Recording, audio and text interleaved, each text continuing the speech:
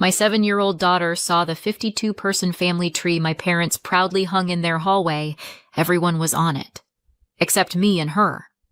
"There wasn't enough space," my parents said. I didn't shout. I did this. Everyone in the room fell dead silent.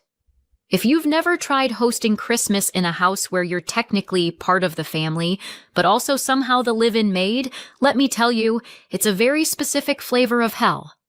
By noon, I'd already washed 3 rounds of dishes, reheated appetizers twice, and rescued 2 burning trays of potatoes from the oven, while my mom, who allegedly couldn't use her arm, directed me from the dining room like a general at war. My 7-year-old daughter, Ellie, flitted around me in her little red dress, trying to help until my mother snapped, "Sweetie, go play! Tara can handle this." Tara can handle this. Tara always handles this. I kept my smile tight and polite, the same way I always did. Dry humor is a survival skill in this house. If you can't laugh at your own emotional destruction, what can you laugh at? Everyone was buzzing about the big surprise my parents planned to reveal before dinner, the giant family tree mural they'd hired an artist to paint in the hallway, 52 names, 52 portraits, months of planning, weeks of bragging. I hadn't seen it yet, not for lack of trying. Whenever I asked, they'd wave me off with, "You'll see it with everyone else. It's special." The mural stayed covered with a huge canvas sheet, like some sacred relic awaiting its grand unveiling. I should have listened to the uneasy feeling crawling at the back of my mind. But it was Christmas, and Ellie was excited, and I wanted, just once, to believe we were included in something. Dinner prep hit its peak meltdown phase around 4 o'clock. Aunts and cousins piled in, shedding coats, greeting one another with the kind of affection you see in commercials. My parents glowed with pride, welcoming everyone into the hallway like royalty hosting a ball. Then, finally, the moment came. "Everyone gather around!" my father called out, puffed up like a parade balloon. People shuffled closer, wine glasses in hand, cheeks rosy. Ellie squeezed my hand, eyes wide. My parents grabbed the corners of the canvas cover and with dramatic flair pulled it down. The crowd gasped, applauded. Someone actually said, "Oh, wow, this is beautiful." I barely glanced at it. I was holding a platter of rolls and trying not to fling it across the room. When you're the designated servant of Christmas, appreciation isn't part of the job description. As the guests swarmed the mural like moths to flame, I slipped back to the kitchen to fix the gravy Mom said was too thin. Which, ironically, is also what she used to say about my personality.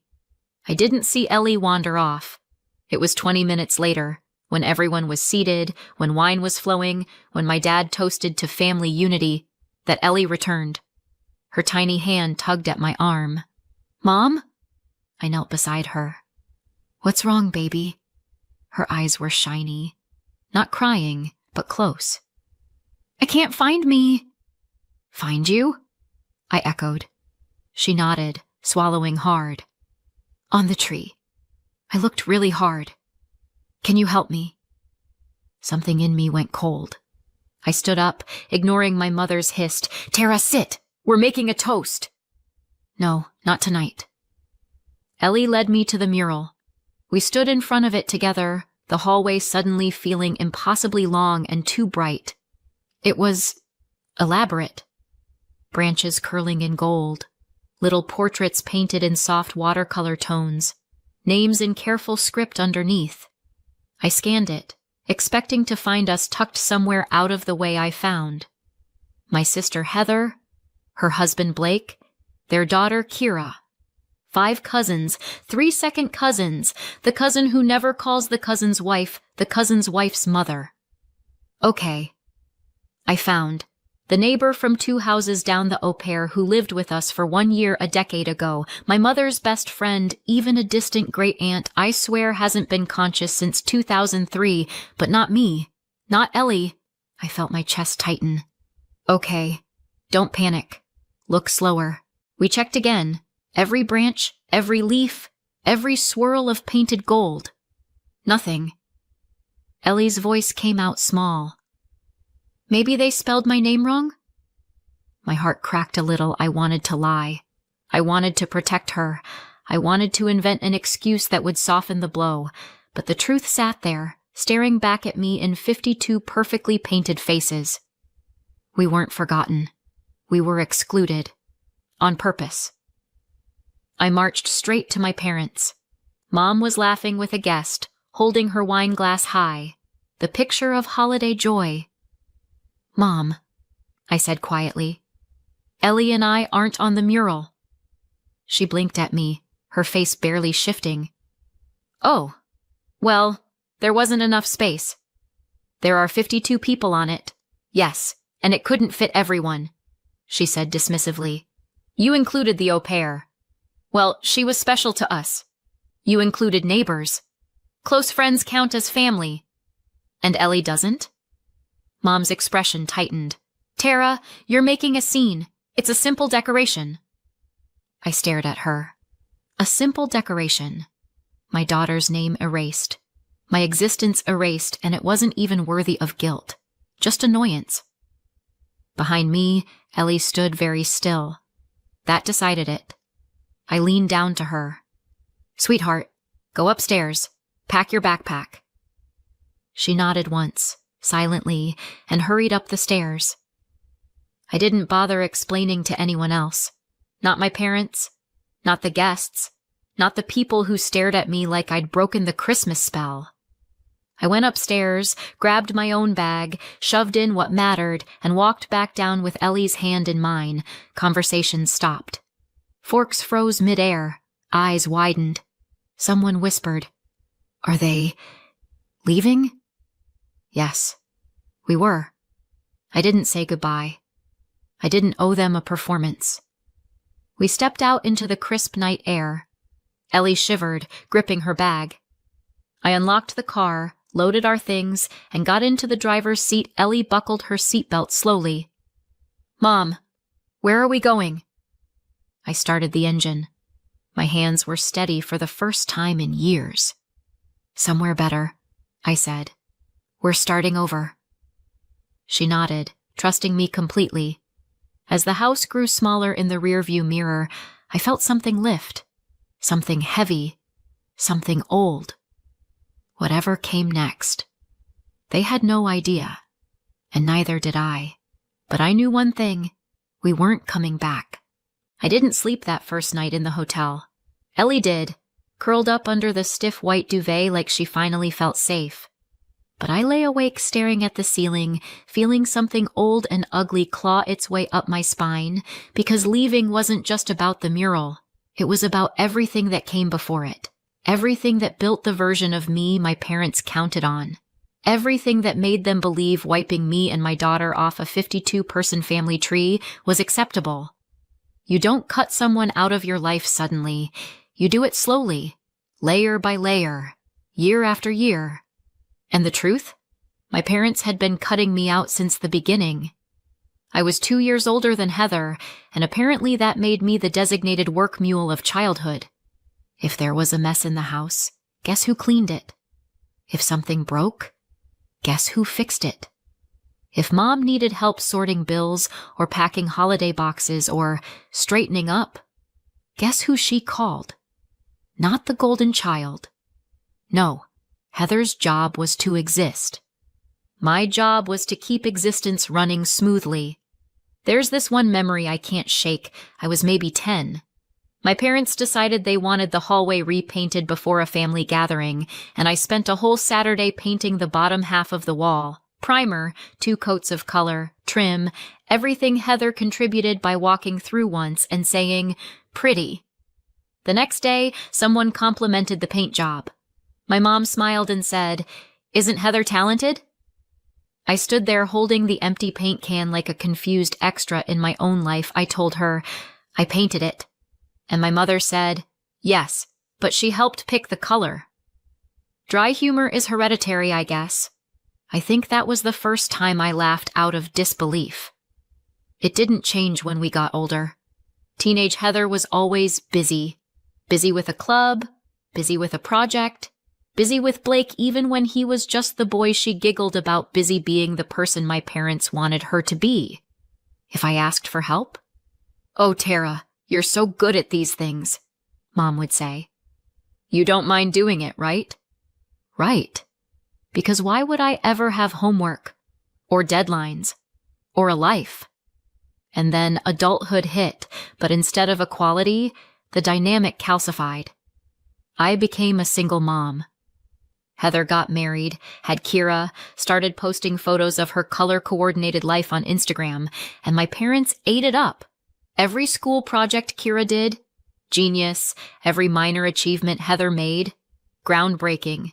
Every accomplishment I had, accidents, apparently. "You got promoted? Oh, that's nice. You manage everything on your own? Impressive. Considering." That considering did have a tone. Then 2 years ago, everything snapped into place like a trap. Mom broke her arm. Suddenly, the house was in chaos. Dad couldn't cook a frozen pizza without burning the box, and apparently picking up a sponge would have made his ancestors ashamed. So there was a family discussion. Who would move in temporarily to help? Shockingly, Heather was too busy. Kira had ballet. Blake had long work hours. Heather had a big presentation coming up. All very convincing, in a please don't look too closely at the lies sort of way. So guess who moved in? Me and Ellie. Or as my parents like to call us, our big help. It was supposed to be temporary, just until Mom healed. Except Mom's arm healed. And then apparently healed wrong. And then was still sore. And then was not quite usable. And then was unsafe for housework. And then, miraculously, was perfectly fine whenever she went to Heather's house.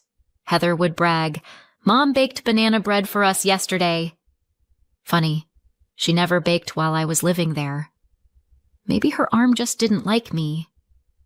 At first I tried to rationalize it. She's older, she needs help. Dad can't manage things. Family supports each other, right? But after the 6th month of doing every meal, every grocery run, every load of laundry, every bill, every tax form, and every repair while also paying them rent, something started to crack. Not loudly. Quietly, like a hairline fracture under pressure. "I don't understand," I told Mom once. "Why I'm paying rent when I'm doing all the cleaning and cooking." She waved her good arm and said, "Well, if you didn't live here, we could rent out the room to someone else." Right. Someone else who would presumably both pay rent and fix their entire lives. And still, I stayed. For Ellie, for stability. For the guilt that had been stitched into me since childhood. Until the mural. That stupid, expensive, elaborate, meticulously planned mural, 52 names. Neighbors, distant relatives, family friends, an au pair, a cousin's wife's mother. And not me. Not Ellie. Not even squeezed onto a tiny corner branch, like an afterthought my parents didn't forget us. They erased us. And somehow, that freed me. I woke up in the hotel to the sound of Ellie shifting in the other bed, and for a moment I didn't remember where we were. Then it hit me. The mural. The dinner. The way everyone stared as we walked out. The way my mother didn't even bother calling after us. And instead of panic, what hit me first was adrenaline. This wasn't running away. This was breaking free. Ellie blinked awake, confused, hair sticking up everywhere. "Mom? Where are we?" "In a hotel," I said. "Just for now." She looked scared for half a second, then scanned my face and found her anchor. "Are we going home?" "No," I said. "We're done with that." Her eyes widened. "For real?" "For real." There it was. The flicker. Relief. Maybe for the first time in her short life. I got up, grabbed my bag, pulled out my laptop, and set it on the desk like I was preparing for war, and in a way, I was. First target? The money they bled from me. I logged into my bank accounts, pulled up the rent transfer my parents insisted on, clicked cancel, and didn't even blink. Then the grocery transfers. Then the extra utilities contribution nonsense. Then the insurance line I had been paying for no reason other than, "You make more sense with paperwork, Tara." Click, click, click. Every cancellation felt like cutting another rope off my chest. Ellie climbed out of bed and patted over. "Mom, what are you doing?" "Freeing us." She watched the screen, fascinated. "Can I help?" "You know what? Yes. Press that button." She pressed confirm cancellation, and I swear that girl has never looked prouder. Then came the vacation. I pulled up a cabin rental website, something Ellie and I used to scroll through together, dreaming. "Pick one," I told her. Her whole face lit up like a sunrise. "Really?" "Really," I said. "We're not spending our money on people who erased us." She pointed to a tiny lakeside cabin with a deck and a fireplace. She'd asked about it months ago, and I'd said no because we can't afford it. Now I booked it without hesitation. "Mom," she whispered, "didn't you say we didn't have money?" "We didn't," I said. "But now we stopped paying for people who didn't treat us like family. That changes things." Her smile cracked something open inside me, something tight and old and angry. This was worth everything. My phone buzzed. Then again. Then again. I put it face up so Ellie could see. "Where are you?" "Come home, now." "Your mother is in pain." "Do you realize what you've done? The kitchen is a disaster. Who's supposed to clean it? People are asking where you are. Get back here." Ellie frowned. "They're being rude." "That's one word for it." I typed one message. "We're not on your family tree. Handle your own family." Then I put my phone on silent and tossed it onto the bed. No more explanations. Around noon, Ellie and I spread apartment listings across the bed. Photos, prices, maps. She took it very seriously, which was adorable considering her main filtering criteria seemed to be, do I like the window? We found one with a bay window and a tree outside. Ellie pressed her palm to the photo like she was already imagining herself there. "Can we live here?" she asked. "We can try," I said. It felt possible. For the first time in years, everything felt possible. And then the tone of my parents' messages flipped. The last one came in like a punch. "If you don't answer, we're filing a missing person report." I snorted. "Of course they are." Ellie looked up. "What does that mean?" "It means your grandparents are panicking because they don't know how to cook breakfast." She giggled, which I appreciated. A few hours later, "We filed it. The police are looking for you." I set the phone down slowly. There it was. The escalation. The moment the game changed. They weren't scared. They weren't worried. They weren't trying to check if we were safe. They were trying to pull the leash. Too bad the collar was already off. The knock came just after 8. 3 sharp taps. Ellie froze. I put my hand on her back and whispered, "It's okay." I opened the door. 2 officers stood there. Calm, polite, professional. "Ma'am," one said, "your parents filed a missing person report for you and your daughter." I nodded. "Of course they did." He blinked, surprised at my lack of surprise. "We explained to them this doesn't meet the criteria," he said. "But because a child is involved, we do need to make sure you're safe." "Come in," I said, stepping aside. Ellie waved at them from the bed, clutching her blanket. "You both left voluntarily?" "Yes." "No one threatened you?" "No." "And you're safe?" "Yes." The officers exchanged a look, relieved. "All right, then we're done here. Sorry to bother you." "Not your fault," I said. They left quietly. When the door closed, the silence was different than the morning. It wasn't peaceful. It wasn't empty. It was charged. Ellie crawled into my lap, sleepy and warm. "Are we okay?" "We're perfect," I said. "They just don't like that we're gone." "Are they mad at us?" "They're mad they lost control. She nodded and rested her head on my shoulder. And there it was. The truth I hadn't said out loud yet. Leaving wasn't the end of the fight. It was the beginning. 4 weeks later, the quiet in our new apartment felt almost suspicious, like life was holding its breath before something cracked. Peace wasn't something I trusted yet. Not after the way my parents operated. I blocked my parents. I blocked Heather. I blocked anyone who might be in their little circle of denial. But there were still some extended relatives who slipped through. Second cousins I hadn't spoken to in years. An aunt who once forgot my name. People who suddenly felt deeply invested in my moral decline. Why aren't you talking to your parents? This is a family matter, honey. Your mother is devastated. You need to stop being dramatic. I didn't explain a thing. It's private, I'd say. Between me and them. I'm focusing on my daughter. Translation: mind your own business. They didn't like that, so eventually they gave up. For a few days, life felt normal. Too normal. Cue shoe dropping. I was in the middle of drafting an email at work when my boss poked his head into my office with an expression normally reserved for fire alarms. "Tara," he said carefully, "there's someone asking to see you in the lobby." My stomach hit the floor. My first thought? Oh, hell. My second? It's them. They found me. My third. Ellie is safe at school. They can't get to her. I stood up, smoothed my shirt, and walked out like I wasn't dying inside. And there she was. Heather. She had never, not once in her entire life, shown up at my workplace. She looked completely out of place among the suits and glass walls, sweaty, disheveled, breathing like she'd sprinted from the parking lot.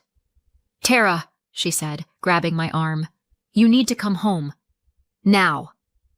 "Let go," I said quietly. "What are you doing here?" She didn't let go.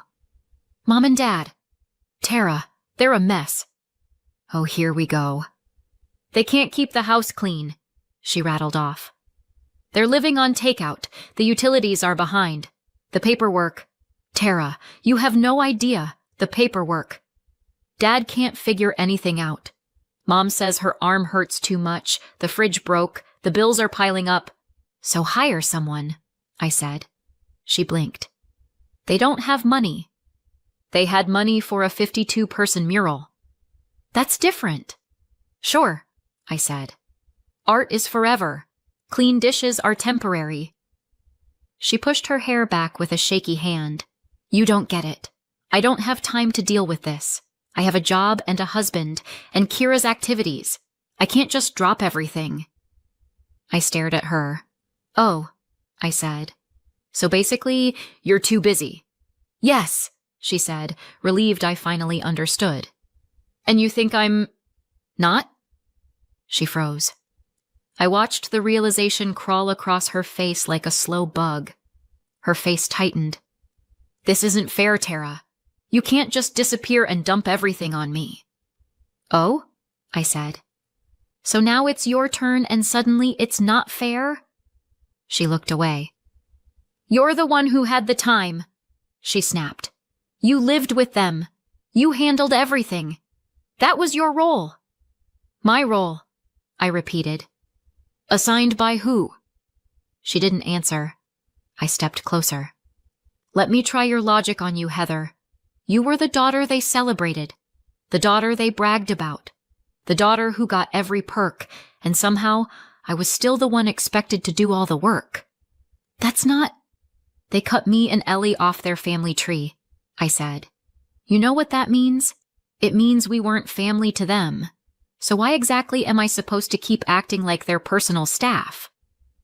Her mouth opened, then shut. No words. "You visit them," I said. "You post photos with them. You're the one they claim.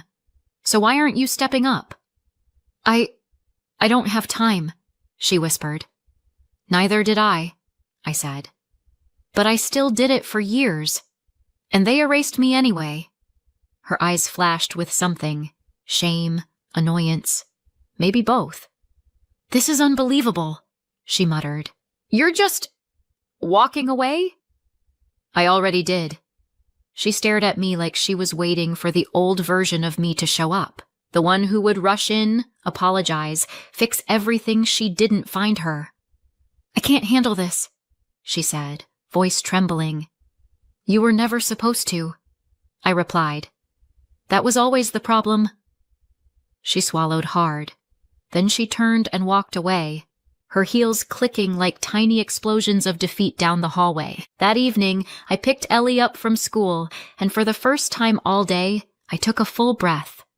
We walked home together, bags bouncing, Ellie chatting about a penguin drawing she'd made in art class, and then I saw them, my parents, standing in front of my building like two ghosts who hadn't realized they were dead yet. Ellie stiffened. I put an arm around her. "Tara!" my mother cried, rushing forward. "How could you do this to us?" "Oh, for heaven's sake," my father muttered. "She's really going to make this difficult." Mom clasped her chest.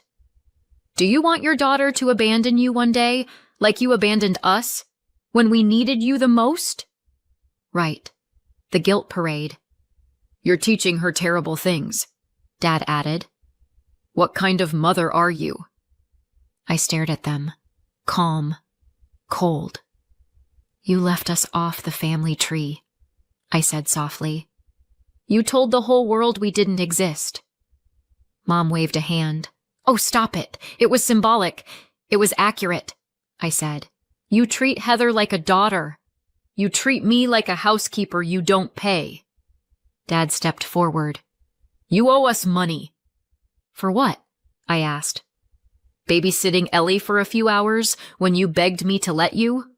Or was it the rent I paid you while cooking every meal, cleaning every dish, managing your paperwork, and running your home?" They both faltered. "If anyone owes anyone money," I said, "it's you, to me." Mom's voice shrank. "Tara, we need you."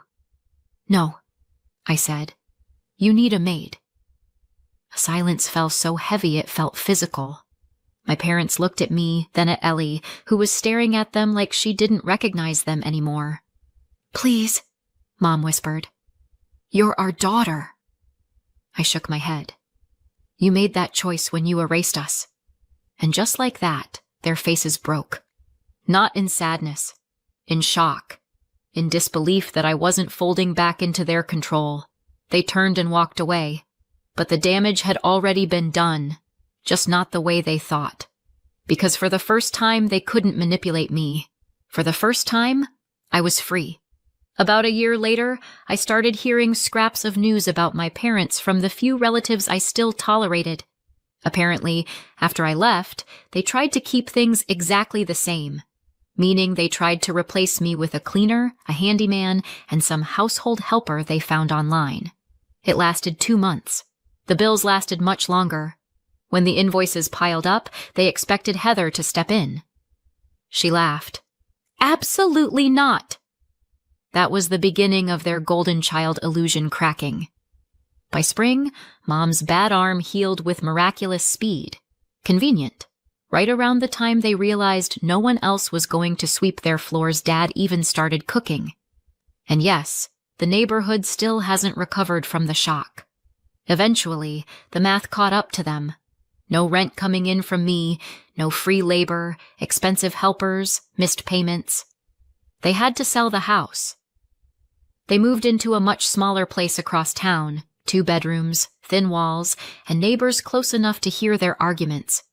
People started distancing themselves too. Once the mural story circulated, their social circle shrank fast. Nobody likes a family that erases family. Meanwhile, my life went in the opposite direction. Ellie and I thrived. My finances stabilized so quickly it was embarrassing how long I'd struggled. This spring, I put a down payment on a little house with a big window that Ellie immediately claimed for her art. Funny how life changes when you stop letting people drain you dry. So what do you think? Did I go too far or not far enough? Let me know in the comments and subscribe for more.